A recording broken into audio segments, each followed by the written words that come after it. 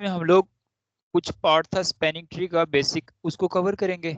और उसके बाद स्पैनिंग ट्री प्रोटोकॉल को प्रोटेक्ट कैसे किया जाए नेटवर्क के अंदर, कि स्पैनिंग ट्री प्रोटोकॉल की प्रोटेक्शन के हवाले से भी हम लोग बात करेंगे। ठीक है, ये दो चीज़ें हम लोग आज की क्लास में कवर करेंगे। उससे पहले अगर प्रीवियस क्लास में किसी का कोई क्वेश्चन है, किसी का कोई कंसेप्ट है जो समझ नहीं आया, तो वो काइंडली आप लोग पहले पूछ लें, ताकि फिर हम वहाँ से आगे कंटिन्यू करें। इससे पहले की सारी चीज़ें क्लियर हैं आप लोगों को? जी अबरार, क्लियर है? टाइम निकाला करें लाजमी, जो प्रीवियस लेक्चर होता है वो सही है, वो भी ज़रूरी है, लेकिन जो लेक्चर होता है ना वो ज़्यादा ज़रूरी होता है। और आपने थोड़ा लेट ज्वाइन किया और प्रीवियस वाले लेक्चर्स आपके कवर हो गए। ज़बरदस्त, बहुत अच्छे। आपको भी मैं जो है ना ये साथ एक्सेस दे दूंगा यूट्यूब चैनल का भी। वहाँ पर मेरे इससे प्रीवियस वाले जो लेक्चर्स हैं ना, जो आपको स्काइप पे एक्सेस नहीं है, तो वहाँ पर मैंने एक सीक्वेंस में पुट किए हुए इस कोर्स के। ना भी देखें कोई मसला नहीं है, अगर आप इस कोर्स में थोड़ा जल्दी अगर आपके करना चाहते हैं तो। अदरवाइज ये जो अभी राउटिंग स्टार्ट हो जाएगी, उसके साथ स्विचिंग दोबारा से स्टार्ट हो जाएगी, तो आपके दोनों पैरेलल में चल रहे होंगे, आप कर सकते हैं। ठीक है, लेकिन अगर फास्ट ट्रैक में भी इसको करना चाहते हैं तो आपको इससे इस बैच के इससे प्रीवियस जितने भी लेक्चर्स हैं हमने एक सीक्वेंस में यूट्यूब में अपलोड अपलोड किए हुए हैं। ठीक है, वहाँ से भी आपको इसकी एक्सेस मिल सकती है। बल्कि आप इन्हीं अबरार के साथ रब्ता करिएगा, ये आपको बता देंगे। और at the end of the class इनका वो सिस्को पैकेट ट्रेसर वाला इशू भी आप देखिएगा। ठीक है, वो बस इनको लॉगिन बता दीजिएगा कि गेस्ट लॉगिन के जरिए भी आप ज्वाइन कर सकते हैं, पता है ना आपको? हाँ, वैसे गेस्ट लॉगिन भी बता दीजिएगा, अगर नहीं पता हो फिर मुझे बताइएगा, मैं देख लूंगा। ठीक है जी। ऑनलाइन वाले लोगों का किसी का कोई क्वेश्चन हो तो कोई बात। कासिम, आप भी ऑनलाइन हो गए हैं? क्यों?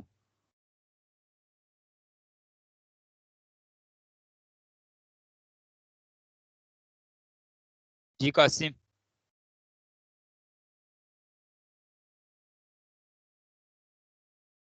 हाँ, क्लास ज्वाइन करके चले गए हो कहीं? उबैद, आप भी काफ़ी टाइम बाद आए हैं। आपका तो एन क्लियर है। एनपी की क्लास में आ रहे हो उबैद आप? लेकिन इसलिए अभी ऑनलाइन आया था तो मैंने कहा क्लास ज्वाइन करते हैं। एनपी की क्लास कैसे ज्वाइन करनी है सर वो? मुझे मैसेज करिएगा, मैं फिर बताऊंगा डिटेल्स उसकी। ओके ठीक है। ठीक है, अच्छा स्टार्ट कर लेते हैं हम लोग। स्पैनिंग ट्री प्रोटोकॉल के हवाले से बात कर रहे थे, और वो अप्लाई होती है लेयर टू के लिंक्स के ऊपर। लेयर टू के लिंक्स से मुराद दिया है, या लेयर टू की डिवाइसेस से मुराद दिया है कि इथरनेट सेगमेंट्स जहाँ पर होते हैं, स्विचेस जहाँ पर होते हैं। तो उसके लिए हम लोगों ने एक तो सिमुलेशन यूज करनी है, सिमुलेशन टूल जैसे सिस्को पैकेट ट्रेसर है। लेकिन कुछ न्यू लोग दो तीन हमारे साथ आज जुड़े हैं, तो उनके लिए बताते चले कि हमारा ज़्यादातर काम, चूंकि इंडस्ट्री के अंदर आपको रियल डिवाइसेस को फेस करना पड़ेगा, ना कि आपको सिमुलेशंस पे काम करवाया जाएगा। इस वजह से रियल डिवाइसेस के साथ भी आपका हैंड्स ऑन एक्सपीरियंस होना चाहिए। और इंटरव्यू में जस्ट इन डिवाइसेस के बारे में अगर आपसे पूछेंगे ना, कि आपसे आपसे अगर रियल डिवाइसेस में काम करवाने के हवाले से या आपने किया हुआ है, तो वो इनको एक्सेस करने का तरीका पूछेंगे। ठीक है, एक्सेस करते हुए प्रॉब्लम्स आती हैं तो ट्रबल शूटिंग पूछेंगे, कॉन्फ़िगरेशंस का बैकअप लेना पूछेंगे, ये चीज़ें पूछेंगे। बाकी उसके बाद जब कॉन्फ़िगरेशन एक्सेस में चले गए, सीएलआई मोड में आप चले गए, उसके बाद जैसे सिस्को पैकेट ट्रेसर, जेएनएस 3 या किसी और सिमुलेशन टूल कोई सीएलआई का मोड है, सेम लाइक दैट आपका फिजिकली आपके सामने एक मैंने स्विच ऑन किया हुआ है सिस्को का 2960 या समथिंग लाइक दैट इसका मॉडल है। ठीक है, अब मैं इसको आज एक्सेस करना सिखाता हूँ। सबसे पहले सिंपल एक ये बॉक्स की तरह का है, मैं इसका एक छोटा मॉडल जो लाइट वेट है, इसको मैं ऑन कर देता हूँ। ऑन तो एक होया हुआ है, इसको जस्ट दिखा देता हूँ आप लोगों को। मैं कैमरा भी ओपन कर देता हूँ ताकि जो ऑनलाइन लोग हैं वो भी देख लें इस चीज़ को।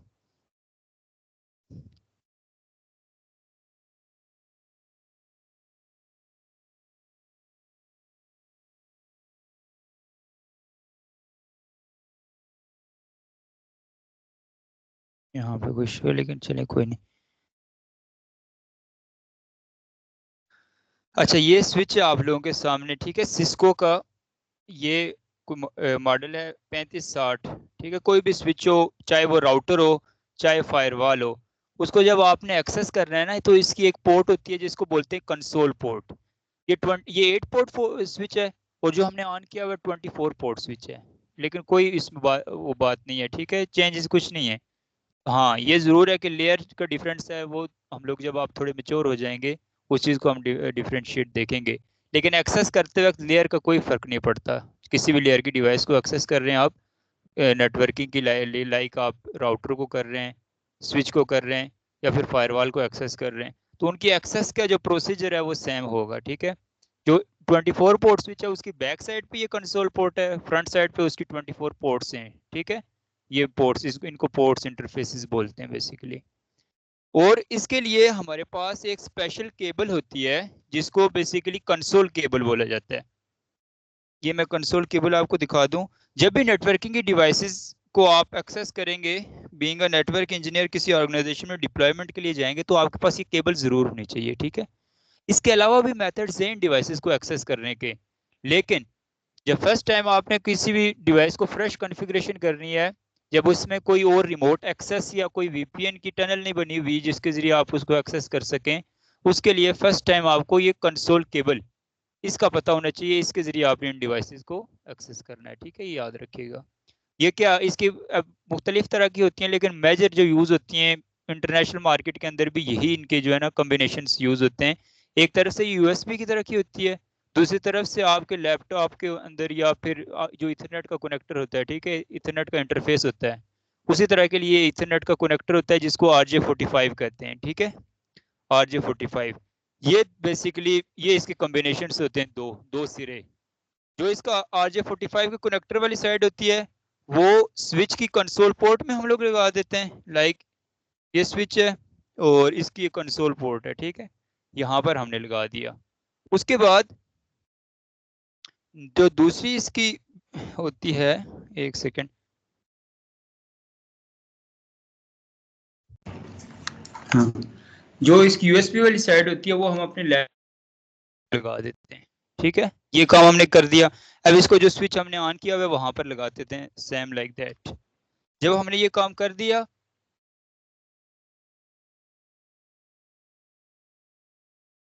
स्विच को हमने ऑन कैसे करना है, जो आपकी पावर केबल होती है, जैसे कंप्यूटर्स को पावर देते हैं ऐसे ही उसी पावर केबल से ये स्विचेस भी ऑन होते हैं, ठीक है। ये इनकी बेसिकली पावर की केबल होती है। जैसे इनको ऑन किया, आपने कॉम्बिनेशन देख लिया, कंसोल केबल को हमने यूज कर दिया, इसका ऑर्डर आपको समझ आ गए। एक तरफ यूएसबी वाली साइड है और दूसरी तरफ RJ45 इथरनेट कनेक्टर है। बहुत लोग कंफ्यूज हो जाते हैं, हालांकि बहुत सिंपल सी चीज है, ठीक है। ना ना ना ना, कंसोल जो है, कंसोल का इसकी पावर के साथ कोई ताल्लुक नहीं है।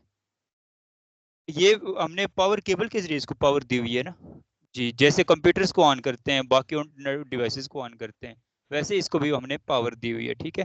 जब ये काम कर दिया, उसके बाद फिर आपके पास एक सॉफ्टवेयर होता है जिसका नाम है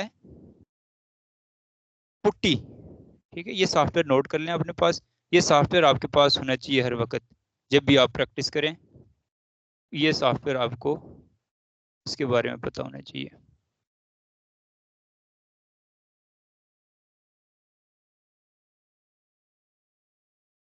जी जी, ये सिस्को पैकेट ट्रेसर में तो जस्ट हम क्लिक करते हैं ना किसी भी डिवाइस के ऊपर, तो उसकी CLI की एक्सेस मिल जाती है।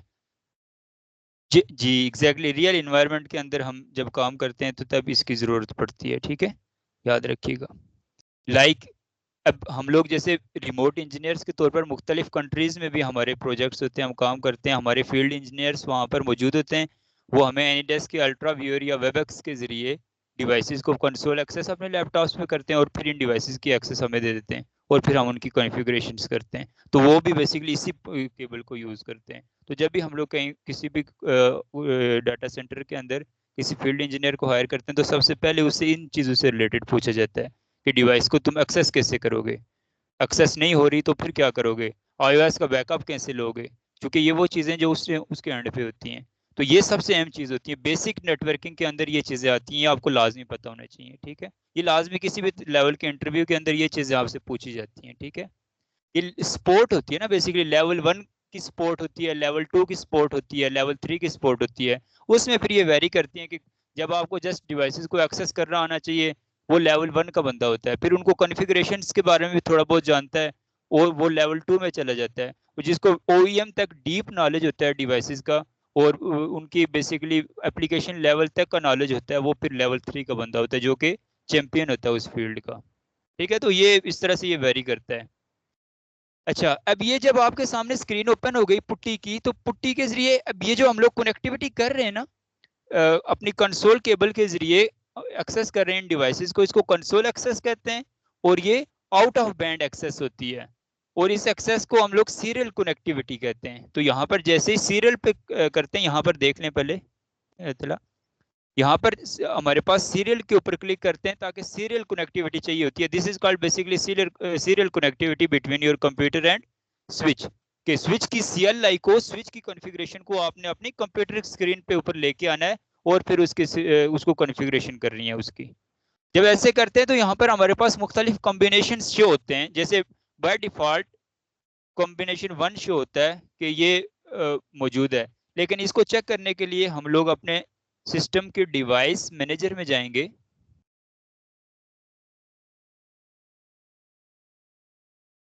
और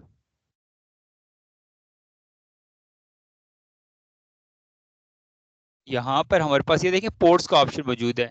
अब ये नजर आ रहा है USB सीरियल पोर्ट, जो हमने अभी मैंने कहा ना सीरियल कनेक्टिविटी की हुई है, तो ये आपके लैपटॉप में चेंज होगी, मेरे में चेंज होगी, मेरे लैपटॉप की किसी और पोर्ट में ये कनेक्टिविटी चेंज होगी। ये आपके लैपटॉप की सीरियल ये USB पोर्ट और उस स्विच की जो इथरनेट की पोर्ट है, इनके दरमियान में कोई एक सीक्वेंस नंबर जनरेट होता है, जो कि यहाँ से जाके हम लोग चेक करते हैं, तब हमें इसकी एक्सेस मिलती है। जैसे यहाँ पर कितना लिखा हुआ है, COM8 लिखा हुआ है, तो यहाँ पर भी हम लोग COM1 को रिमूव करके 8 लिख लेंगे।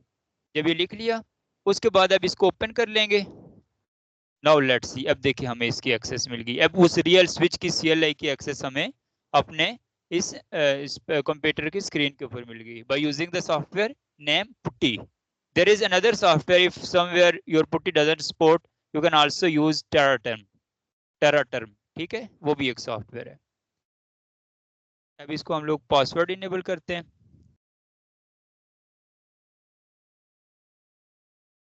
ये अब हम स्विच की कॉन्फ़िगरेशन में चले गए। साइज थोड़ा सा ज़्यादा है इसका, इसको थोड़ा मैं साइज कम कर देता हूँ। हाँ, वो भी देखेंगे, but that is something different for today's class. वहाँ पे तो कोई इशू नहीं है ना, आप टूल्स के अंदर वो तो जस्ट रीस्टार्ट कर दो तो आप पासवर्ड आपको हो जाएगा। लेकिन पर यहाँ ये वहाँ यहाँ पर ज़रूरत पड़ती है और इधर, लेकिन वहाँ पर भी मैं करवाऊंगा आपको ये टॉपिक। ठीक है, अच्छा, ये अब प्रोसेस साइज इसका हो गया। ये अब हमारे पास स्विच की एक्सेस मिल गई पूरी तरह से। ठीक है, लेकिन ऑर्गेनाइजेशंस के अंदर जब हम लोग बेसिकली ये चीज़ अप्लाई करते हैं, तो ऑर्गेनाइजेशन में एक और चीज़ की रिक्वायरमेंट होती है। I am going somewhere away from the topic, लेकिन ज़रूरी है क्योंकि जो लोग हमारे साथ नए जुड़े हैं उनको पता चले कि सिस्को पैकेट ट्रेसर में और यहाँ पर डिफरेंस क्या है। तो दैट्स वाई मैं थोड़ा सा बेसिक रूम बना रहा हूँ, उसके बाद हम टॉपिक आज का कवर करेंगे कंप्लीट तरीके से। ठीक है, जो लोग हमारे साथ जुड़े हुए हैं वो जहन में रख लें, टॉपिक हमारा कंप्लीट होगा, डोंट वरी अबाउट दैट। तो ये जब हमने इसकी CLI को एक्सेस कर लिया, मैं बता रहा था आपको कि ऑर्गेनाइजेशंस के अंदर जीरो ट्रस्ट आर्किटेक्चर को इम्प्लीमेंट किया जाता है। जीरो ट्रस्ट आर्किटेक्चर से मुराद ये होती है कि हमेशा हमने जब भी किसी यूजर को एक्सेस देनी है अपनी डिवाइसेस की, तो उसके ऊपर कोई स्पेसिफिक प्रिविलेजेस असाइन करनी है उसको। ऐसे नहीं करना हमने ट्रेडिशनल तरीके से कि हमने फुली उस किसी भी यूजर के ऊपर ट्रस्ट कर देना है और उसको तमाम तर नेटवर्क की एक्सेस दे देनी है। ठीक है, जीरो ट्रस्ट आर्किटेक्चर तमाम बड़ी ऑर्गेनाइजेशंस, IBM, ठीक है, इसके अलावा निस्ट और इस तरह से बड़ी बड़ी ऑर्गेनाइजेशन के अंदर अब जीरो ट्रस्ट आर्किटेक्चर को पूरी तौर पर इम्प्लीमेंट किया गया है, जो कि ऑर्गेनाइजेशन की इंटरनल सिक्योरिटी भी और एक्सटर्नल सिक्योरिटी भी, यानी मास्कुरेडर और मिसफिजर दोनों से नेटवर्क को बचाता है।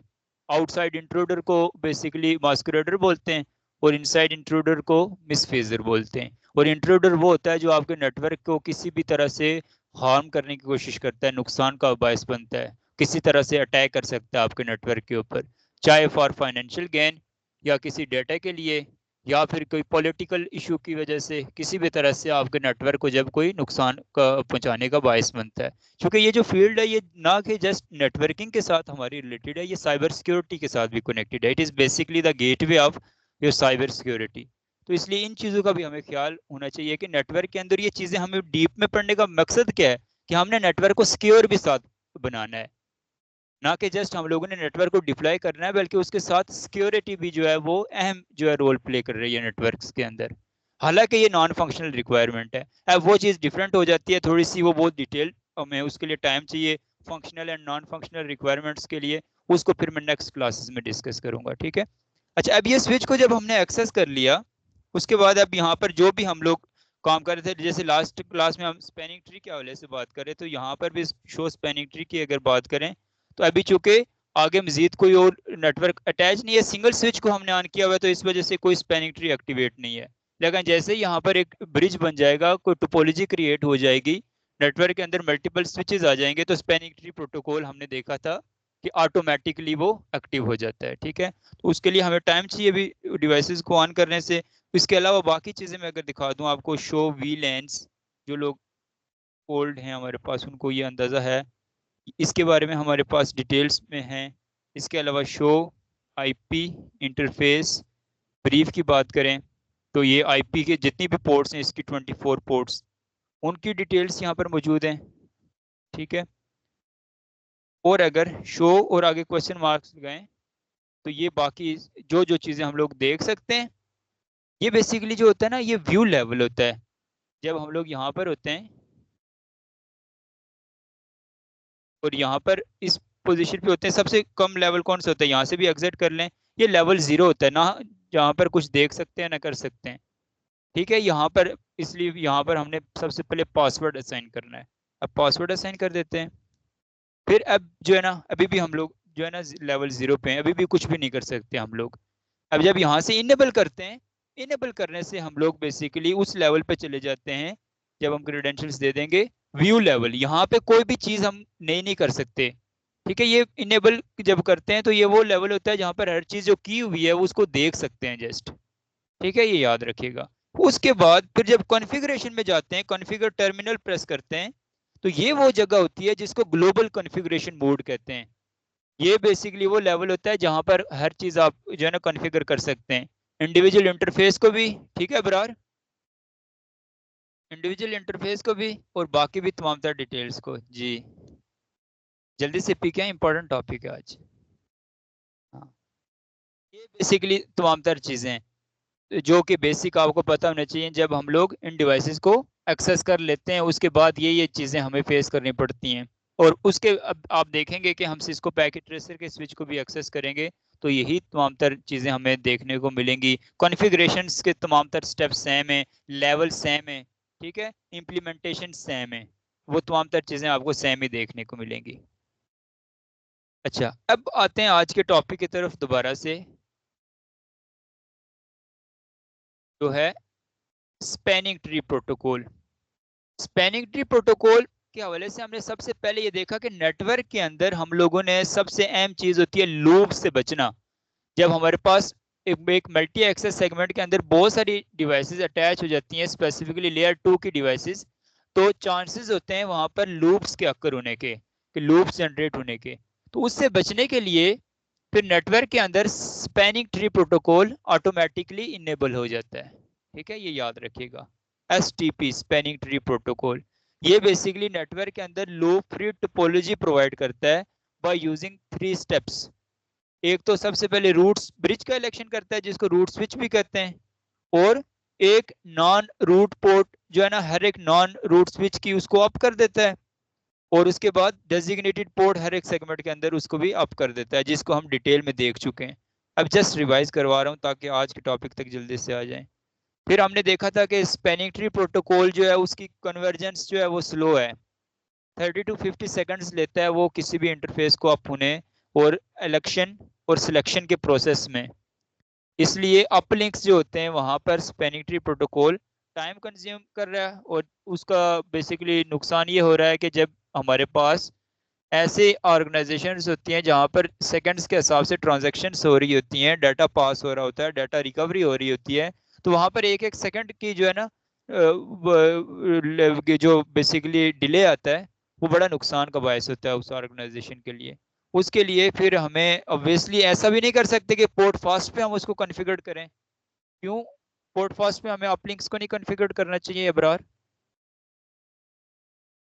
जी।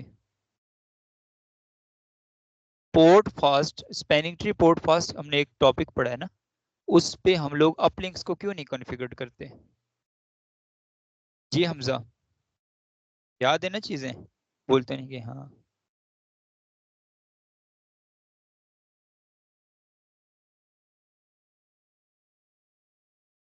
और मजीद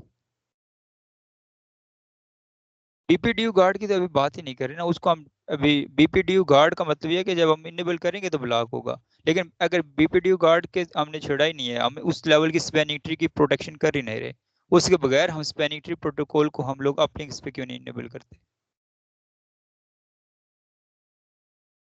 अच्छा, हाँ, गुड। स्पैनिंग ट्री प्रोटोकॉल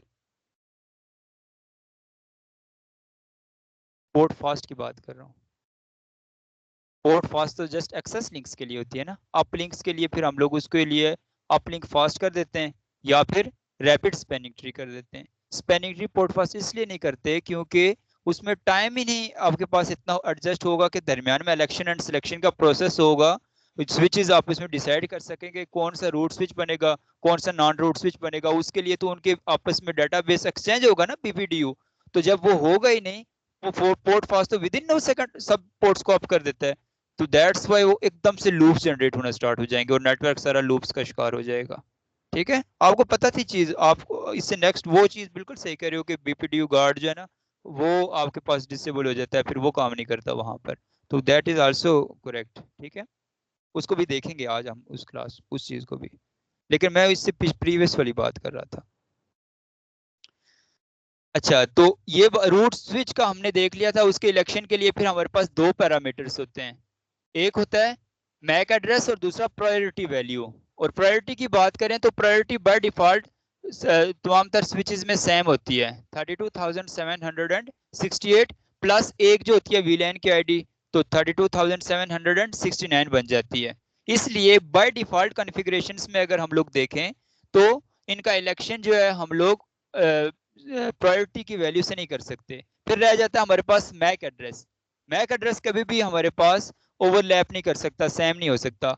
ये ओईएम की तरफ से बिल्ट इन और यूनिक होता है।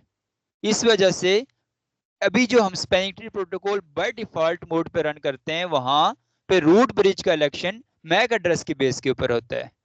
लेकिन उसके बाद हम लोगों ने देखा ये चीजें वो हैं जो मैं करके दिखा चुका हूँ प्रैक्टिकली, और जिसकी कमांड्स भी करवा चुका हूँ, थ्योरी भी आपको अच्छे तरह से पढ़ा चुका हूँ। जस्ट रिवाइज करवा कर लेके आ रहा हूँ टॉपिक की तरफ।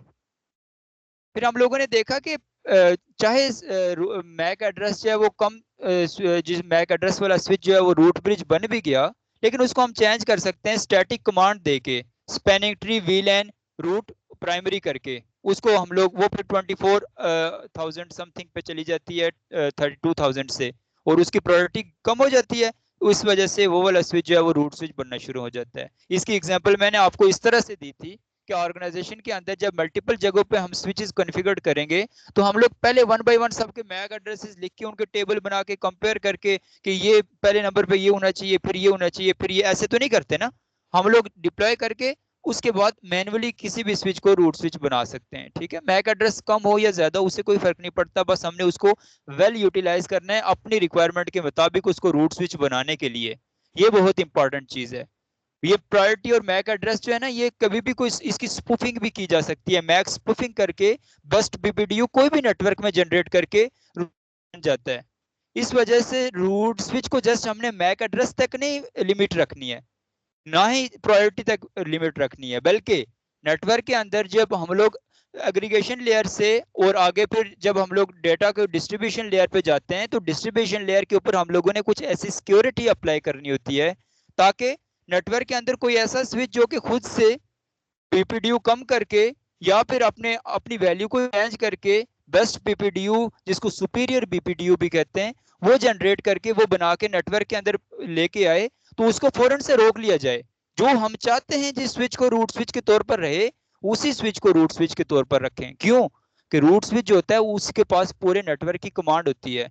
जो रूट स्विच जो है ना, सबको बीपीडीयू शेयर करता है, सब नेटवर्क के अंदर जो है ना डेटाबेस एक्सचेंज करता है, और अगर वही रूट स्विच ही अगर अटैकर रूट स्विच के ऊपर आ गया तो फिर तो वो पूरे नेटवर्क को डिस्ट्रॉय कर देगा, पूरे नेटवर्क की एक्सेस उसको मिल जाएगी।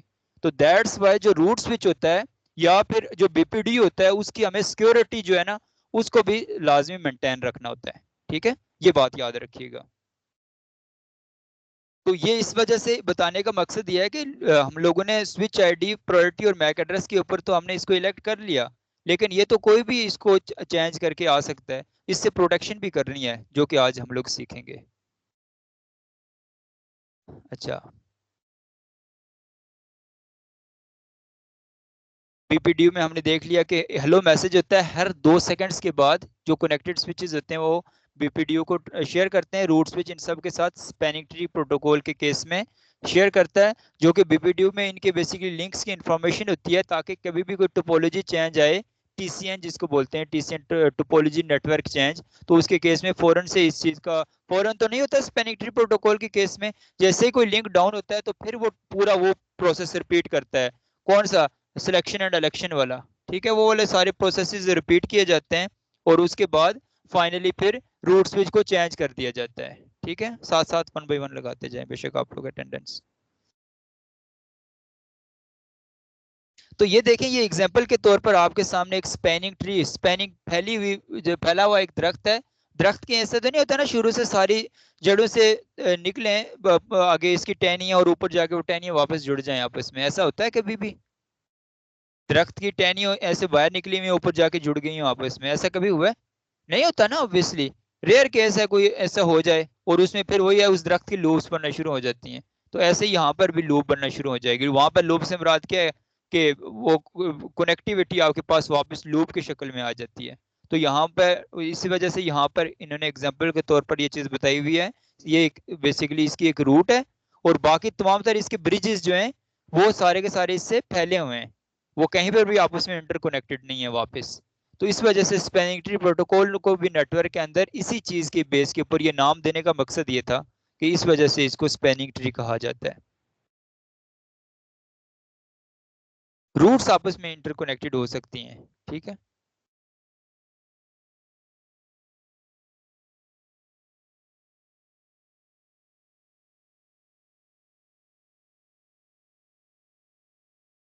बाकी इसके बाद हम लोगों ने पोर्ट फास्ट के हवाले से बात की थी कि एक्सेस लिंक्स को फास्ट कन्वर्जेंस के लिए हम लोग पोर्ट फास्ट के ऊपर कॉन्फ़िगर करते हैं, ताकि जैसे ही हमारे एक्सेस लिंक्स का डिफरेंस पता चल गया ना, एक्सेस लिंक्स और अप लिंक्स में क्या डिफरेंस होता है? जी तलहा बताइए मुझे जरा। एक्सेस लिंक्स या डाउन लिंक्स से होते हैं, उनमें और अप लिंक्स में क्या डिफरेंस होता है?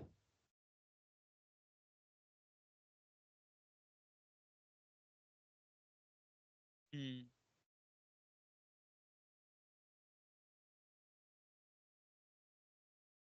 उसमें हम आगे स्विचेस टू स्विचेस या स्विचेस टू राउटर्स कनेक्टिविटी करते हैं। ठीक है, तो चूंकि switches to switches, switches to routers, वहां पर लूप्स हमने बचानी है ना, आगे तो एक केबल लग के किसी पीसी के साथ लग गई, पीसी वापस उसकी तो दूसरी पोर्ट ही नहीं है कि जो लग के वापस आके इसके साथ अटैच हो।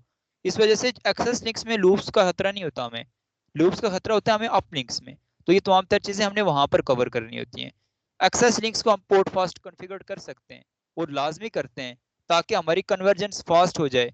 हम एग्जांपल के तौर पर इंटरनेट स्विच की मदद से लेना चाहें, जो किसी वाईफाई से स्विच में इंटरनेट आया हुआ है, स्विच से आगे हमने पीसी में लगाना है, तो हमने अगर पोर्ट फास्ट नहीं किया होगा तो वो टाइम लेगा, डिले होगा वहां पर। लेकिन पोर्ट फास्ट किया होगा तो फौरन से कनेक्टिविटी होगी, फौरन पोर्ट अप हो जाएगी। एक इंटरनेट नहीं, जो भी डेटाबेस हम एक्सचेंज कर रहे हो नेटवर्क में, मैं एक एग्जांपल दे रहा हूँ जो आप डेली लाइफ में यूज भी करते हैं, that's why I am using the term of internet. ठीक है, तो एक्सेस लिंक्स का बेसिकली ये होता है और अप लिंक्स का भी ये बेसिकली डिफरेंस होता है। और स्पैनिंग ट्री प्रोटोकॉल को हमने देखा कि वो अप लिंक्स में नहीं बल्कि एक्सेस लिंक्स में यूज होता है, लेकिन अप लिंक्स में भी तो हमारे पास बहुत ज्यादा डिलेज आ रहे थे, 30 to 50 सेकेंड्स।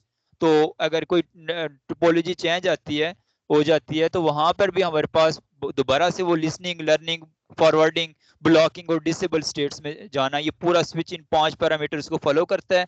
फिर जो है ना टोपोलॉजी सारी अप होती है और कन्वर्जन स्टार्ट होती है, फॉरवर्डिंग स्टार्ट होती है नेटवर्क के अंदर। उस चीज से भी तो हम लोगों ने बचना है ना, तो उसके लिए फिर स्पैनिंग ट्री प्रोटोकॉल तो नहीं कर सकते। दूसरा सोल्यूशन क्या था हमारे पास? रैपिड स्पैनिंग ट्री प्रोटोकॉल हमने देखा था, याद है? रैपिड स्पैनिंग ट्री प्रोटोकॉल जो कि हमने देखा था अपलिंक्स के दरमियान में हम लोग क्रिएट करते हैं, जिसकी फास्ट कन्वर्जेंस होती है। ये वो 5 स्टेप्स के बजाय 3 स्टेप्स के अंदर ही आपकी जो है ना, बल्कि 2 स्टेप्स लर्निंग के बाद फौरन फॉरवर्डिंग स्टार्ट कर देता है। रैपिड स्पैनिंग ट्री प्रोटोकॉल ये भी IEEE का प्रोटोकॉल है, ठीक है, लेकिन ये 802.1W के ऊपर काम करता है। RSTP रैपिड स्पैनिंग ट्री, ये 802.1W ये क्या है? बेसिकली प्रोटोकॉल नंबर्स होते हैं। IEEE का पता है ना,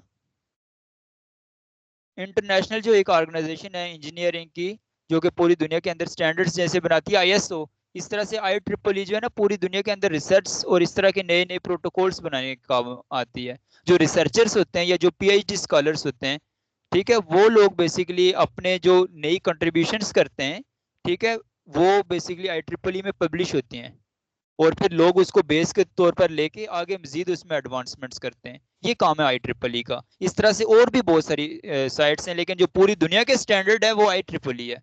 तो जिसका पेपर, रिसर्च पेपर या कोई साइंटिफिक कंट्रीब्यूशन IEEE में पब्लिश होता है, तो वो उसको बहुत ज़्यादा अच्छे अंदाज में इंडस्ट्रीज भी अप्रोच करती हैं। और लेट्स सपोज अगर आप में से कोई MS का है, तो आपका IEEE में पब्लिश होता है पेपर, तो आपको PhD में बड़ी अच्छी यूनिवर्सिटी से स्कॉलरशिप्स भी मिल सकती हैं। तो ये बेसिकली जो लोग MS या PhD कर रहे होते हैं उनको इस बात का अच्छी तरह से पता है। लेकिन यूज़ ये हर जगह पे होती है। आपके नेटवर्क के अंदर बहुत सारे स्टैंडर्ड्स होते हैं जहाँ पर IEEE की इन्वॉल्वमेंट है, IEEE के प्रोटोकॉल्स चल रहे हैं। क्यों? कि ये वो प्रोटोकॉल्स होते हैं जो ओपन स्टैंडर्ड प्रोटोकॉल्स होते हैं। ठीक है, अब मैं मजीद प्रोटोकॉल्स दिखा भी देता हूँ, पहले वो दिखा देता हूँ, बात यहाँ पर आ गई है। ये देखें, ये कुछ मजीद IEEE के प्रोटोकॉल्स बताए हुए हैं। जो VLANs हमने पढ़ी थी नेटवर्क के अंदर, वर्चुअल लैंड्स, ये IEEE के 802.1 क्यू के ऊपर काम करता है। VLAN के टैग्स की इंफॉर्मेशन को कैरी कर कर हम लोग लेके जाते हैं, जब ट्रंक लिंक के जरिए, ट्रंकिंग इनकैप्सुलेशन के लिए हम लोग जो यूज कर रहे थे, वो भी IEEE का 802.1 क्यू प्रोटोकॉल था। फिर किसी प्रायर ट्रंक लिंक को क्रिएट करके लेके जाना हो तो वो क्यू के बजाय पी हो जाएगा। फिर ट्रेडिशनल STP जो हम लोग अभी देख रहे थे, ट्रेडिशनल STP से क्या मुराद है? जो हमने स्पैनिंग ट्री प्रोटोकॉल पहले देखा, जो बाय डिफॉल्ट हमारे नेटवर्क के अंदर इनेबल होता है, उसको ट्रेडिशनल बोलते हैं। तो वो 802.1D के ऊपर काम करता है। ये मैंने ऊपर लिखा भी हुआ है स्टार्टिंग पे, 802.1D जो हमने स्टार्ट किया था जहां से। ठीक है, और उसके बाद 802.1W जो अभी हम लोग जिसकी बात कर रहे हैं, rapid spanning tree protocol. Spanning tree protocol और रैपिड स्पैनिंग ट्री प्रोटोकॉल में कोई पूछे क्या डिफरेंस है, तो आप कैसे जस्टिफाई करेंगे? स्पैनिंग ट्री प्रोटोकॉल IEEE का 802.1D के ऊपर काम करता है, जो कि जिसकी कन्वर्जेंस इतनी ज्यादा फास्ट नहीं है, जो 5 स्टेप्स में आपकी जो है ना टोपोलॉजी को पूरा फॉरवर्डिंग के काबिल बनाता है, जिसमें लिसनिंग लर्निंग में 15 सेकंड्स लगते हैं, और इसके अलावा बाकी 20 सेकंड्स ये कंज्यूम करता है फॉरवर्डिंग और उसके बाद ब्लॉकिंग स्टेट और डिसेबल स्टेट को भी फुलफिल करने में। तो टोटल 30 to 50 सेकंड्स ये कंज्यूम करता है पूरी टोपोलॉजी को अप करने के लिए। ठीक है, जबकि रैपिड स्पैनिंग ट्री प्रोटोकॉल जो है वो बहुत फास्ट होता है as compare to spanning tree protocol, लेकिन इतना भी फास्ट नहीं होता कि एट दिस स्पॉट फौरन से टोपोलॉजी जैसे ही बनाए तो ये तमाम लिंक्स अप हो जाएं। हमने देख लिया क्यों नहीं होता। ये आपसे कोई क्वेश्चन पूछे, अब बता सकते हैं आप लोग क्यों इतना फास्ट नहीं होता रैपिड स्पैनिंग ट्री? हम लोग इसको port spanning tree port fast की तरह रैपिड स्पैनिंग ट्री क्यों नहीं होता? इब्तिसाम, बहुत टेक्निकल क्वेश्चंस हैं ये, और ये चीजें ही हम लोग इंटरव्यू जब लेते हैं लोगों की, इन्हीं चीजों के अंदर ही बंदे की कंसेप्ट हम लोग चेक कर रहे होते हैं बेसिकली यहाँ ये। और हमसे भी जब इंटरव्यूज लिए जाते थे तो हम भी ऐसे इन्हीं चीजों के ऊपर ही हमसे इंटरव्यूज लिए जाते हैं। ये टेक्निकल टर्म्स हैं जो CCNA की यूज होती हैं। यही चीजें आपकी सर्टिफिकेशन जब आप लोग करते हैं आपके एग्जाम्स में पूछी जाती हैं। तो ये चीजें, ये टेक्निकलिटी का आपको पता होना चाहिए। तो रैपिड स्पैनिंग ट्री हम लोग इसलिए नहीं पोर्ट फास्ट के तौर पर इतना ज्यादा इसको फास्ट कर सकते, क्योंकि रैपिड स्पैनिंग ट्री प्रोटोकॉल जो हम लोग कॉन्फ़िगर करते हैं वो बिटवीन अपलिंक्स करते हैं, और अपलिंक्स के दरमियान में इलेक्शन एंड सिलेक्शन प्रोसेस जरूरी है ताकि मैक एड्रेस बेसिकली पूरा BPDU के जरिए एक्सचेंज हो। तब जो लोअर प्रायोरिटी है जिसकी, वो वाला रूट ब्रिज बन सके, और बाकी जो है वो नॉन रूट ब्रिज बन सके। इसका बेनिफिट ये हो कि नेटवर्क के अंदर लूप्स अवॉइड करना। सबसे अहम चीज तो ये, जितना भी हम काम कर रहे हैं इसका असल पर्पस हमने लूप अवॉइडेंस करना है ना। तो लूप अवॉइडेंस के लिए लाजमी है इलेक्शन एंड सिलेक्शन प्रोसेस, लेकिन उसको हमने थोड़ा सा लिमिट कर दिया ट्रेडिशनल STP में। वो बहुत ज्यादा टाइम कंज्यूम कर रहा था। अब टाइम को थोड़ा कम कर दिया हमने, प्रीवियस क्लास की एंडिंग ही हमने यहाँ पर की थी, लेकिन आप लोग भूल गए, चलें कोई बात नहीं। तो ये बेसिकली काम है इसका, ठीक है। इसके अलावा बाकी 802.1x में आगे यूजर नेम पासवर्ड इसमें मुख्तलिफ आ जाते हैं, मुख्तलिफ वैल्यूज आ जाती हैं, यूजर नेम पासवर्ड सिक्योरिटी वगैरह उसके लिए यूज होता है। और 802.11 ये वायरलेस डिवाइसेस के अंदर यूज होता है, वायरलेस लैंड्स के अंदर हम लोग इसको कॉन्फ़िगर करते हैं। ये बेसिकली इनके डिफरेंसेस हैं। तो ये यहाँ तक आप लोगों का स्पैनिंग ट्री प्रोटोकॉल, जिसको ट्रेडिशनल एसटीपी भी बोलते हैं, आरएसटीपी और स्पैनिंग ट्री पोर्टफास्ट, यहाँ तक ये चीजें क्लियर हो गई, ठीक है। अब बात करते हैं नेटवर्क के अंदर कि जो भी रूट ब्रिज होगा, असल में सबसे बड़ी कमांड उसी की होगी। जो रूट स्विच होगा वही सबको बीपीडीयू भेज रहा है, वही सिलेक्शन एंड इलेक्शन प्रोसेस कर रहा है उसके बाद नेक्स्ट केस में। और इससे हम लोगों ने जो है ना इसकी सिक्योरिटी करनी है, स्पैनिंग ट्री प्रोटोकॉल की हम लोगों ने सिक्योरिटी करनी है नेटवर्क के अंदर। वो सिक्योरिटी कैसे परफॉर्म करेंगे, उसके लिए हम लोगों ने जो एक्सेस लिंक्स होंगे, आपके मुख्तलिफ लेयर्स होती हैं, ठीक है। नेटवर्क के अंदर कम्युनिकेशन की लेयर्स होती हैं, याद रखिएगा। आज लोग कम में बहुत इंपॉर्टेंट टॉपिक था, काफी लोग थे, लेकिन दरमियान में पता नहीं क्यों ये मिस हो गए।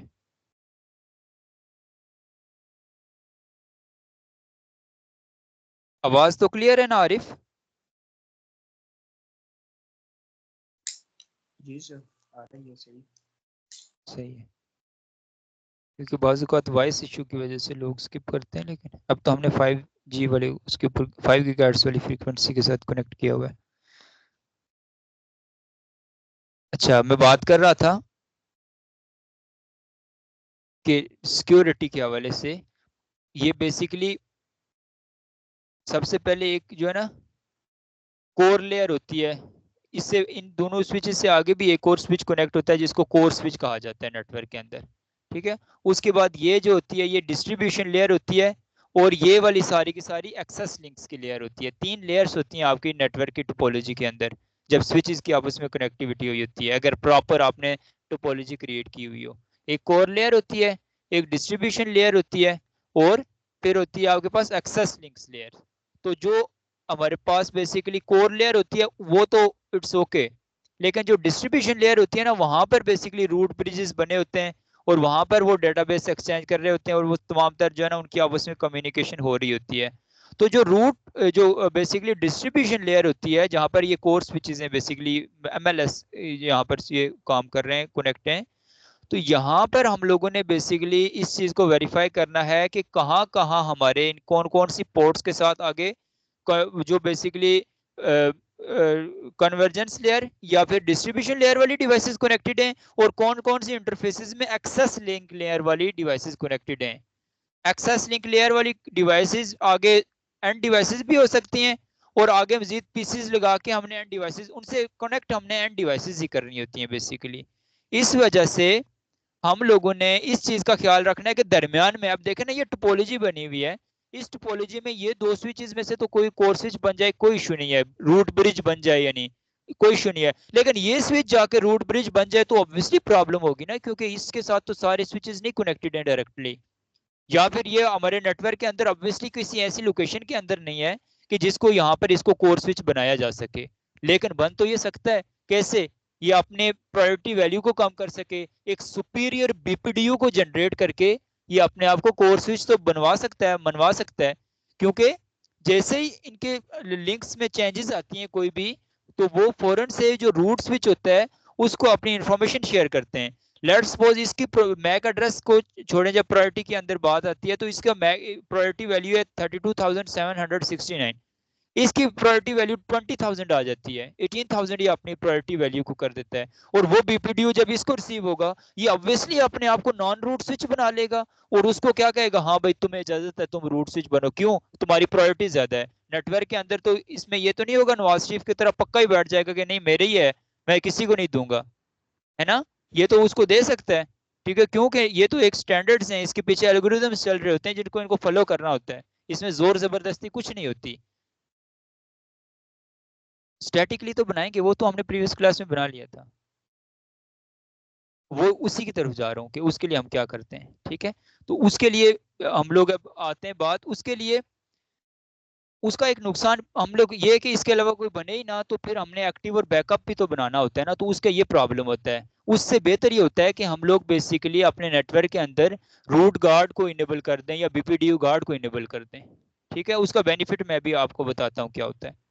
वो जो आप कह रहे हैं ना, उसके लिए हम लूप गार्ड बना लेते, इनेबल कर लेते हैं, जिससे वो तमाम पोर्ट, किसी पोर्ट से वो बीपीडीयू ना भेजता है ना रिसीव करता है, वो खुद ही फिक्स रह जाता है। That is not suitable for the networks, वो यहाँ पर मेंशन भी है। ठीक है, अभी हमने ज्यादा बात करनी है रूट गार्ड या बीपीडीयू गार्ड, यहाँ तक हम अपने नेटवर्क को रख सकते हैं। अभी ये बात इशू समझ आ गया, प्रॉब्लम क्या है? प्रॉब्लम अगर ना समझ आइए तो आगे सोल्यूशन बताने का मकसद नहीं है। किसी को प्रॉब्लम ना समझ आई हो कि प्रॉब्लम क्या है, तो वो मुझे बताए, मैं उसको पहले रिपीट करूं, फिर हम सॉल्यूशन की तरफ चलते हैं। प्रॉब्लम मैं दोबारा से डिस्कस कर देता हूं। तो ये जैसे हमारे पास कुछ डिस्ट्रीब्यूशन लेयर की डिवाइसेस कनेक्टेड हैं और इसके साथ कुछ एक्सेस लिंक लेयर के साथ आगे डिवाइसेस कनेक्टेड हैं, तो जो जितनी भी इसकी एक्सेस लिंक की पोर्ट्स होंगी, इंटरफेसेस होंगे, उन इंटरफेसेस में से कहीं पर भी किसी एक्सेस लिंक के साथ भी कोई अगर स्विच आता है, ये याद रखिएगा, जो एक्सेस लिंक्स होते हैं ना, मैंने बताया था वहां पर एंड डिवाइसेस कनेक्टेड होती हैं।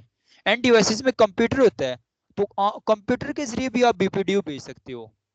एक सॉफ्टवेयर्स होते हैं, जिन सॉफ्टवेयर्स में हम लोग उन कंप्यूटर्स के अंदर सिमुलेशन करके उन कंप्यूटर्स को बिहेव करवाना शुरू कर देते हैं लाइक अ स्विच, और वो फिर बेस्ट बीपीडीयू बनाकर भेज देता है, और वो कंप्यूटर ही बेसिकली आपके रूट स्विच के तौर पर काम करना स्टार्ट कर देता है, और उसी कंप्यूटर वो पूरे नेटवर्क को हैंडल करना शुरू कर देता है। ये अटैक्स होते हैं, इसको बोलते हैं इंटरनल थ्रेट्स और इंटरनल अटैक्स। जो कि लेट्स सपोज ये एक ऑर्गेनाइजेशन है, इसके 3-3 4-4 किलोमीटर तक आगे आता है, आगे गेट्स हैं, उन किसी गेट में जाके आईपी कैमरा लगाया हुआ है स्विच से, वहां पर हमने वीलैंस वगैरह या इस तरह से सिक्योरिटी नहीं अप्लाई की गई कि कैमराज के लिए ये वीलैन होनी चाहिए, या नेटवर्क्स के अंदर सेगमेंटेशन नहीं क्रिएट की हुई, तो उसके लिए ऑब्वियसली पूरा नेटवर्क अगर आपस में मर्ज बना हुआ इंटरकनेक्टेड है, तो उस लिंक, उस स्पेसिफिक पीसी पोर्ट जो है, कैमरा कहीं पर भी कनेक्टेड है, खराब हो सकता है, कुछ हो सकता है, कोई भी आगे इथरनेट केबल अपने कंप्यूटर में लगा सकता है अटैकर जो है। उसके बाद वो आपके नेटवर्क के साथ कनेक्ट होके बेस्ट बीपीडीयू, ज़ाहिर है जो ये काम करेगा उसको बेस्ट बीपीडीयू भी जनरेट करना आता होगा, मुख्तलिफ अप्रोचेस करेगा, बेस्ट बीपीडीयू बनाएगा, रूट स्विच बन जाएगा। जब रूट स्विच बन जाएगा, वहां पे बैठ के पूरे नेटवर्क को हैंडल कर सकेगा, और फिर आपके पूरे नेटवर्क के ऊपर अटैक्स हो सकते हैं। ये एक बिल्कुल सिंपल सी एग्जांपल दे रहा हूँ आपको। तो इस वजह से बताने का मकसद ये है कि एक्सेस लिंक्स के जरिए भी बीपीडीयू गार्ड्स आ सकते हैं। अब हमने क्या करना है? अब हमने ये करना है कि जो जो हमारे पास डिस्ट्रीब्यूशन लेयर की आपस में कनेक्टिविटी हुई हुई है, या फिर डिस्ट्रीब्यूशन लेयर की डिवाइसेस आपस में कनेक्ट हुई हुई हैं, वहां तक तो ठीक है, लेकिन जो आगे एक्सेस लिंक लेयर की जो जो इंटरफेसेस हैं, वहां वहां हम लोगों ने रूट गार्ड को इनेबल कर देना है।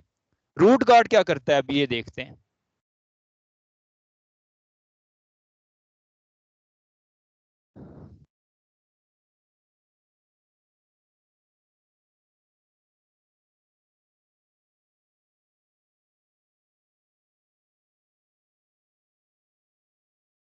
हाँ, रूट गार्ड बेसिकली ये करता है कि जब भी आपके नेटवर्क के अंदर जो भी डिवाइसेस कनेक्ट हुई होती हैं और उसकी जो भी एक्सेस लिंक होती है, वो उसको, और जो सेंट्रल ब्रिज आपका स्विच होता है, उसकी कनेक्टिविटी तो इट्स ओके, लेकिन बाकी जिन जिन पोर्ट्स के ऊपर जैसे हम रूट गार्ड इनेबल करते हैं, तो उस लिंक से जैसे ही आपके पास बीपीडीयू आता है, तो वो उस पोर्ट को क्या कर देता है, अल्टरनेटिव या ब्लॉकिंग पोर्ट की तरफ लेके चला जाता है।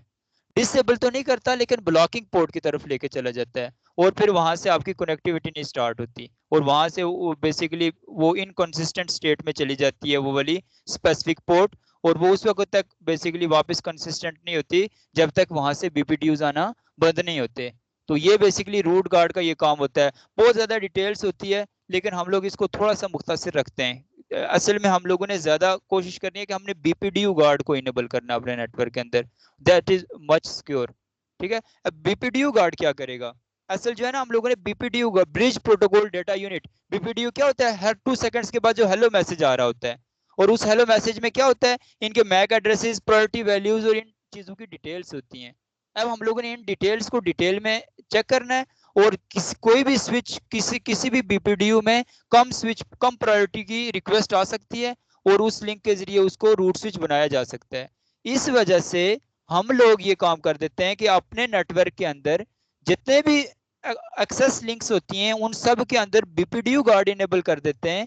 फिर जब तक कोई एक्सेस लिंक वाली डिवाइस पीसी आईपी वगैरह मांगना, इट्स ओके, लेकिन जैसे ही कोई बीपीडीयू भेजने वाली डिवाइस आती है, बीपीडीयू की रिक्वेस्ट आती है, तो उस पोर्ट को ही फौरन डाउन कर देता है, और उस वक्त तक वो पोर्ट ऑफ नहीं करता जब तक एडमिनिस्ट्रेटिवली उसको दोबारा से ऑफ ना किया जाए। एडमिनिस्ट्रेटिवली से मेरा सिस्टम एडमिन आएगा, स्विच को एक्सेस करेगा, फिर उस पोर्ट को ऑफ करेगा। लेकिन उससे पहले उसने साथ नेटवर्क के अंदर कोई कंट्रोलर्स भी तो अटैच किए होंगे। आजकल सॉफ्टवेयर डिफाइंड नेटवर्किंग भी आई हुई है और यूज हो रही है नेटवर्क्स के अंदर। फिर वो पहले हिस्ट्री में जाके चेक करेगा कि क्या इश्यू जनरेट हुआ, क्यों ये पोर्ट डाउन हुई। उससे वो जो अटैकर होगा वो आइडेंटिफाइड हो पाएगा। अगर तो वो कोई अपना ही बंदा है ऑर्गेनाइजेशन का जो कि किसी पीसी पे बैठ के ये काम कर रहा है, फिर तो वो बिल्कुल ट्रेस हो जाएगा।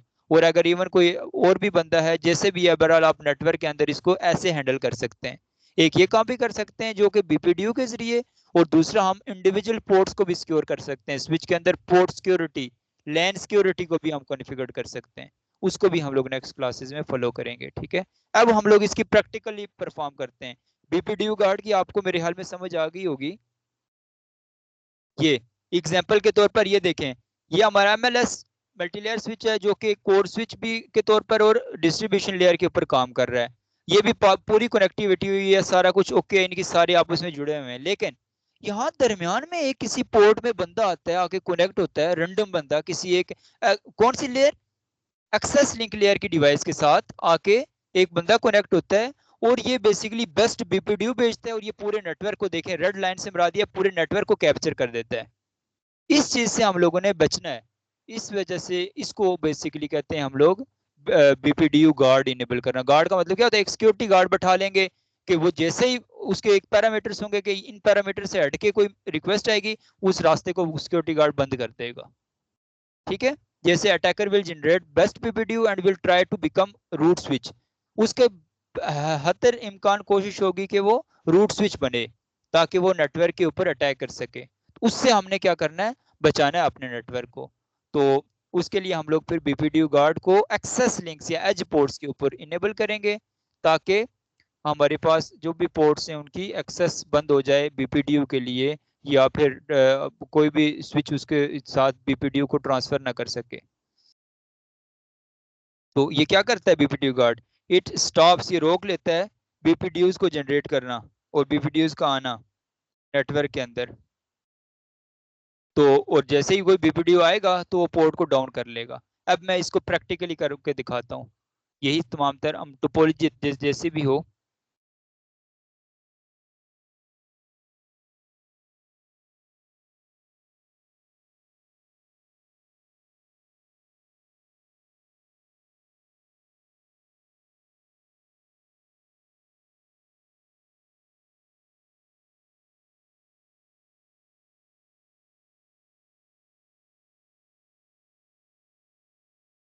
जी समझ समझ आई ये बातें आपको। जी सर, क्लियर है। स्टार्ट में मैंने बस एक क्वेश्चन किया था। जब आप वो पुटी सॉफ्टवेयर का बता रहे थे तो और कनेक्टिविटी बता रहे थे, तो मैं सिर्फ ये पूछना चाह रहा था कि अब ये हम स्विच की बात कर रहे हैं, ये जी स्विच सिस्को का भी हो सकता है, जूनिपर का भी हो सकता है, हुआवे का भी हो सकता है। तो उन तमाम केसेस के अंदर यही सॉफ्टवेयर हमारे लिए इस्तेमाल होगा या उन सब के अलग अलग वेंडर स्पेसिफिक सॉफ्टवेयर हैं? नहीं, ये कंसोल एक्सेस और ये वाला सॉफ्टवेयर जो स्टैंडर्ड है, ये ओपन स्टैंडर्ड है, ये आप किसी भी डिवाइस के ओपन लिए यूज कर स्टैंडर्ड। सकते हैं, ठीक है। बिल्कुल ठीक हो गया sir, thank you very much. Okay. लेकिन कुछ ऐसी डिवाइसेस होती हैं जिनकी कंसोल पोर्ट ही नहीं होती, जैसे हम फोर्टीनेट के, सॉरी, फोर्टीनेट में तो सेम यही होता है, पुट्टी सॉफ्टवेयर होता है, कंसोल होती है। लेकिन माइक्रोटिक के अंदर बाज औक़ात जो है ना, कुछ मॉडल्स उसके ऐसे हैं जिसमें कंसोल पोर्ट नहीं होती। उसके लिए फिर वो उसका एक और सॉफ्टवेयर होता है, विन बॉक्स। विन बॉक्स के जरिए उसको एक्सेस करते हैं, और फिर उसके बाद उसको जो है ना वहाँ पर बाद में जाके कंसोल एक्सेस हमें मिलती है, जो कि उसकी टर्मिनल के केस में सीएलआई उसकी एक्सेस करने का थोड़ा सा डिफरेंट वे है। लेकिन मैक्सिमम डिवाइसेस के अंदर कंसोल एक्सेस ही ली जाती है, ठीक है। बिल्कुल ठीक हो गया सर, थैंक यू। अच्छा, ये अब देखिए, हम एक टोपोलॉजी जल्दी से जनरेट करते हैं। बाकी कोई इम्प्लीमेंटेशन हम नहीं करने जा रहे, वो चीज़ें रिपीट नहीं करने जा रहे हैं। किसी को उनका नहीं पता तो आप दोबारा से लेक्चर सुन सकते हैं, चूंकि सब अब स्काइप ग्रुप में आप ऐड हैं। इनकी जस्ट हम कनेक्टिविटी करते हैं।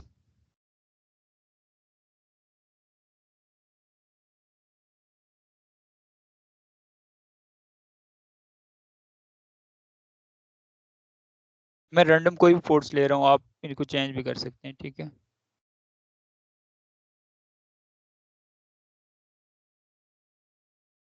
ये इसको फास्ट फॉरवर्ड भी कर देते हैं, वैसे ये टाइम लेता है स्पैनिंग ट्री प्रोटोकॉल में। जब भी आप इसका यहाँ पर क्लिक करते हैं तो फास्ट फॉरवर्ड से मुराद ये है कि वो लिसनिंग लर्निंग वाले स्टेप्स फॉलो तो होते हैं, लेकिन सिमुलेशन में हम हर चीज़ कंट्रोल कर सकते हैं, तो उसको फास्टली ये काम करता है। लेकिन ये इसका ये मतलब नहीं है कि वहाँ पर इलेक्शन और सिलेक्शन नहीं होगी, वो प्रोसेस तमाम होता है, लेकिन हम इसको फास्ट कर देते हैं क्योंकि सिमुलेशन है ना, कंट्रोल इन्वायरमेंट है। यहाँ पर ये काम कर सकते हैं, लेकिन रियल स्विच में ये काम नहीं कर सकते हम लोग। ठीक है, अभी टाइम बचाने के लिए मैंने बस इसको फास्ट फॉरवर्ड कर दिया कि 1 मिनट, आपको सारा चूंकि कंसेप्ट पता है तो इतना 1 मिनट वेट करने की हमें ज़रूरत नहीं है। अब ये टोपोलॉजी बन गई। यहाँ पर ये जो है ना रूट स्विच था, ठीक है, ऐसा ही है। क्यों पता, कैसे पता चला? इसकी डेजिग्नेटेड पोर्ट्स हैं दोनों अपनी, और इसकी तमाम नॉन रूट पोर्ट्स भी जो है वो क्या है, अप हैं, पहली चीज। बाकी इसको अगर हम लोग मैक एड्रेस देखेंगे तो ऑब्वियसली इसी का मैक एड्रेस सबसे कम होगा, जो हम लोग इलेक्शन करके देख चुके हैं इनका। अब हम लोग चाहते हैं कि इस नेटवर्क में जो सब के ऊपर हम लोग ये अप्लाई करते हैं बेसिकली, ठीक है, क्योंकि किसी भी नेटवर्क के साथ अटैच होकर किसी भी पोर्ट के जरिए वो बीपीडीयू भेज सकता है रूट स्विच को। इस वजह से रूट स्विच के साथ ही एग्जांपल के तौर पर बात कर लेते हैं, किसी के साथ भी आप ले सकते हैं, मैं बता रहा हूँ। कुछ पीसीज हम लोग ले लेते हैं और एक मजीद स्विच ले लेते हैं। तो आमतौर पर पीसी के अंदर बिल्ट इन क्वालिटी और एबिलिटी नहीं होती कि वो बीपीडीयू भेजे। स्विच का काम एक्सेस लिंक है, आईपी मांगना और डाटा एक्सचेंज करना, दैट्स इट। बीपीडीयू बेसिकली आपकी डिस्ट्रीब्यूशन लेयर की डिवाइसेस भेजती हैं, लाइक स्विचेस, ठीक है, वो भेजती हैं। इस वजह से इसके अंदर अगर वो हमने कॉन्फ़िगर करना है तो वो एक पूरा टूल्स यूज डाउनलोड करेंगे, पूरा एक सिमुलेशन, और जो अटैकर ये काम कर सकता है या फिर मैक्स स्पूफिंग कर सकता है। आमतौर पर ये पीसी है, एक्सेस लिंक की डिवाइस है। अब जो हम लोग बीपीडीयू वाली डिवाइस के लिए हमें लाजमी अपने नेटवर्क के अंदर एक स्विच भी ऐड करना पड़ेगा। अब हम करने क्या जा रहे हैं? अब हम एक ऐसी सिमुलेशन करने जा रहे हैं कि हम अपने स्विच की पोर्ट्स के अंदर सिक्योरिटी इनेबल करेंगे। सिक्योरिटी ऐसी इनेबल करेंगे कि हम चाहते हैं कि जो जो पोर्ट्स आगे यहाँ से जहां भी जा रही हैं, उन पोर्ट के साथ जब तक कोई एक्सेस लिंक वाली डिवाइस जो बीपीडीयू ना भेज रही हो वो कनेक्ट हो, तो कनेक्टिविटी हो जाए, डेटा बेस एक्सचेंज होता रहे। लेकिन जैसे ही कोई बीपीडीयू सेंड करने वाली डिवाइस कनेक्ट होगी, चूंकि वो जैसे ही कनेक्ट होगी सबसे पहला काम ही बीपीडीयू भेजेगी। क्यों? हर 2 सेकंड्स के बाद ये बीपीडीयू जाता है, फास्टेस्ट इसकी स्पीड होती है। तो जैसे ही वो बीपीडीयू भेजेगी, ये उसको ब्लॉक कर देगा बीपीडीयू को। जब बीपीडीयू ब्लॉक हो जाएगा तो बीपीडीयू की रिक्वेस्ट इसको रिसीव नहीं होगी, और जब रिक्वेस्ट रिसीव नहीं होगी तो ऑब्वियसली ये उसको कंसिडर ही नहीं करेगा, और ये खुद ही अपने आप को रूट स्विच ही रखेगा। और हमारा पर्पस भी यही था कि हमने रूट स्विच को जो है ना बना लिया है, और उसकी सिक्योरिटी उसको परफॉर्म करनी है, सिक्योरिटी प्रोवाइड करनी है कि कोई और रूट स्विच ना बन सके। कॉन्सेप्ट समझ आ गई? अब करते हैं जरा कैसे। सिंपल सा काम है। अभी कौन कौन से इंटरफेसेस हम यूज कर चुके हैं देखते हैं।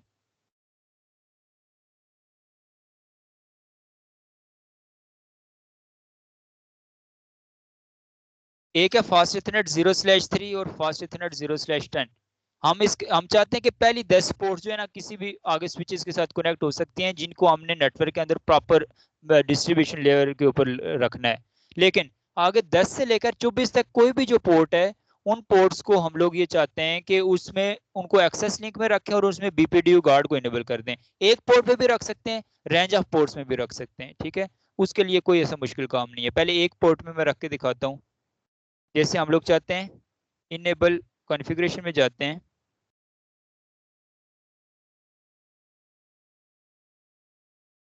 हम एक इंटरफेस की बात करें, let's suppose interface fast ethernet 0/12।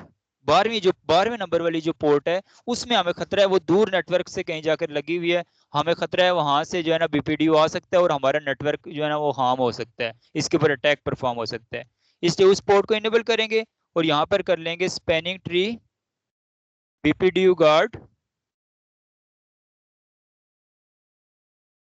Enable. ठीक है, क्या कर देंगे यहाँ पर? स्पैनिंग ट्री बीपीडीयू गार्ड को इनेबल कर देंगे हम लोग। और फिर जैसे ही हम लोग यहाँ पर देखेंगे, कौन सी 12वें नंबर की पोर्ट थी, इस 12वें नंबर की पोर्ट के साथ हम लोग लेट्स सपोज कोई पीसी को कनेक्ट करते हैं, सॉरी,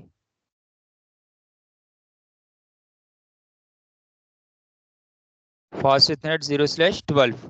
इस पोर्ट के साथ हम जैसे ही कोई पीसी को कनेक्ट करेंगे, इट्स ओके, ये पीसी आपके नेटवर्क के साथ कनेक्ट हो गया। इसको फास्ट फॉरवर्ड करें और यहाँ पर आगे आपके नेटवर्क के साथ ये कम्युनिकेट भी करेगा। लाइक यहाँ पर अगर हम लोग एक और पीसी ऐड करें, उसको भी कनेक्ट करें आपके नेटवर्क के साथ, किसी भी एक रैंडम पोर्ट के साथ। इन दोनों पीसीज को कोई आईपी एड्रेस अगर हम लोग असाइन कर लें, लाइक 192.168.10.1, और इसको असाइन कर देते हैं आईपी एड्रेस 192.168.10.2, 10, 30, 44, कोई भी आईपी एड्रेस आप असाइन कर सकते हैं। उसके बाद ये आपके नेटवर्क में अटैच हो गया और नेटवर्क में प्रॉपर कनेक्टिविटी करेगा। हम लोग इसको पिंग टेस्ट करके देखते हैं। 192.168.10.1, वो 44 पे भी हम लोग मौजूद हैं। उससे 1 को पिंग किया तो कम्युनिकेशन हो रही है, यानी हमारे नेटवर्क स्मूथ चल रहा है। लेकिन अब दरमियान में फौरन से कोई एक अटैकर आया, ये कम्युनिकेशन हो रही है, यानी डेटा एक्सचेंज हो रहा है, आईपी कैमरा है तो कैमरा चल रहा है, उसने यहाँ से पोर्ट उतारी, अब अपने पास लगाने की कोशिश करेगा। जैसे ही वो अपने किसी इंटरफेस में लगाएगा, अभी ये लिसनिंग लर्निंग कर रहा है, ये इसको बीपीडीओ भेजेगा और ये उसको डाउन कर देगा। देखें फौरन से उसने रेड साइन शो कर दिया, डिसेबल कर दिया, एरर डिसेबल स्टेट में लेके चला गया उस इंटरफेस को अबरार। ठीक है, अब यहाँ से कोई ऑब्वियसली जब ये डेड हो गई, यानी कोई कम्युनिकेशन ही पॉसिबल नहीं है।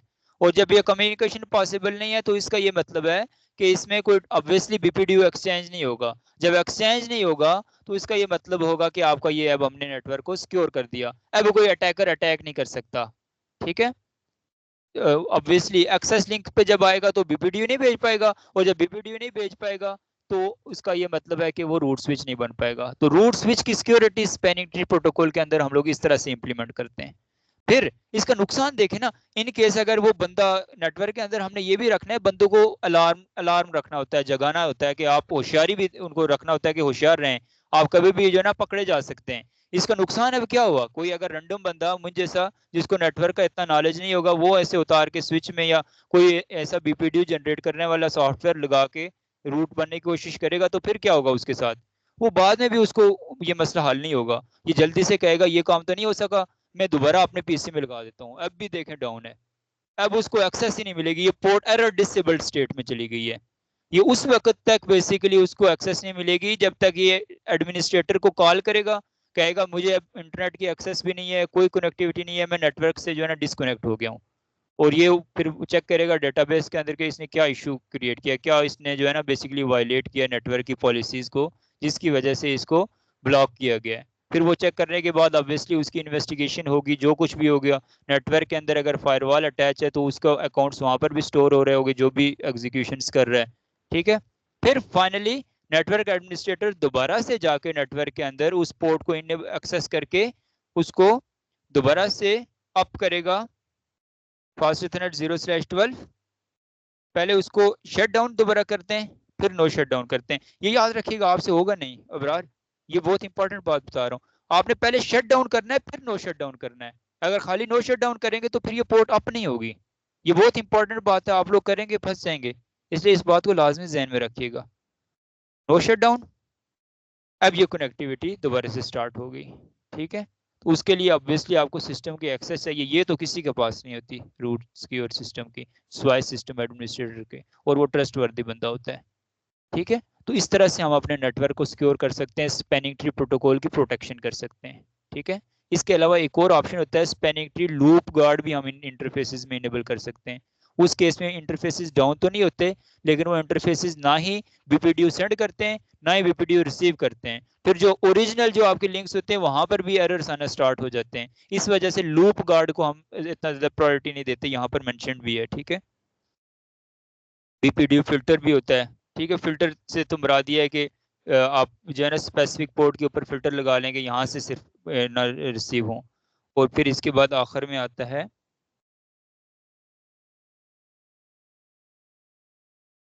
लूप गार्ड, या फिर हाँ बस लूप गार्ड की बात करें, या loop guard is something different. Loop guard तो लूप से अवॉइड करवाता है, ये जो मैं बात कर रहा हूँ बेसिकली वो बीपीडीओ फिल्टर की बात कर रहा हूँ। ये बीपीडीओ को स्टॉप कर देते हैं बोथ साइड्स, सेंडिंग साइड पे भी और रिसीविंग साइड पे भी। तो इस वजह से ये नॉट रिकमेंडेड है। इससे आपका बिल्कुल नेटवर्क के अंदर बीपीडीओ ही जनरेट होना, डेटाबेस एक्सचेंज होना बंद हो जाता है और नेटवर्क के अंदर प्रॉब्लम्स क्रिएट होती हैं। तो दैट्स वाई हम लोगों ने BPDU गार्ड को लाजमी इनेबल करना होता है नेटवर्क के अंदर, ताकि कोई एक्सेस लिंक के जरिए बेस्ट BPDU भेज के रूट स्विच ना बन जाए और नेटवर्क को हार्म ना कर सके। क्लियर हो गया स्पैनिंग ट्री प्रोटोकॉल का डिटेल में कंसेप्ट। नेक्स्ट क्लास में मैं इसका पहले क्विज लूंगा, आपसे क्वेश्चंस पूछूंगा कुछ, और फिर हम लोग उसके बाद जो है वो आगे प्रोसीड करेंगे, क्योंकि this is very important for you to understand this. ये आपसे पूछा जाएगा इंटरव्यू के अंदर, स्पैनिंग ट्री प्रोटोकॉल बहुत डिटेल में पूछा जाता है। और ये जो लूप गार्ड, BPDU गार्ड और ये चीज़ें बता रहा हूँ ना, ये CCNP लेवल के टॉपिक्स हैं, लेकिन हम NA में भी डिटेल में इसको देख रहे हैं, और इसकी मजीद और जो है ना डेप्थ जो है वो NP में ही हम लोग कवर करेंगे, ठीक है। इस वजह से स्विचिंग वाले टॉपिक्स हमारी कोशिश होती है कि हम NA में ही कवर कर लें, ताकि NP में प्योर राउटिंग करें हम लोग, फायरवॉल्स, VPNs, MPLS, उन टॉपिक्स को कवर करें, जैसे सर उमर ने आपको बताया भी होगा, कुछ लोगों ने आप में से क्लास ली होगी उमर साहब की, तो अभी रमज़ान में वो इसको कंटिन्यू कर रहे हैं। उसके बाद फिर हम दोनों मिलके जो है ना NP की क्लास को भी करेंगे। तो और तब तक आप लोग थोड़े से मज़ीद मैच्योर हो जाएं, ताकि आपको जो है ना टॉपिक्स वगैरह सारे क्लियर हो जाएं यहाँ के NA के। जितना NA आपका अच्छा होगा बेस, आप NP करेंगे या EE की लैब कंडक्ट कर रहे होंगे, तो आपको उतने ज़्यादा स्मूथ होगा चीज़ें। NA सबसे ज़्यादा आपने अपना स्ट्रांग करना है। It is basically gateway of your pure networking and cyber security as well. ठीक है, एनी क्वेश्चन? आप अपना लैपटॉप ऑन करें। ठीक है जी, अल्लाह हाफिज़, फिर मिलते हैं नेक्स्ट क्लास में, अपना ख्याल रखिएगा। अल्लाह हाफिज़।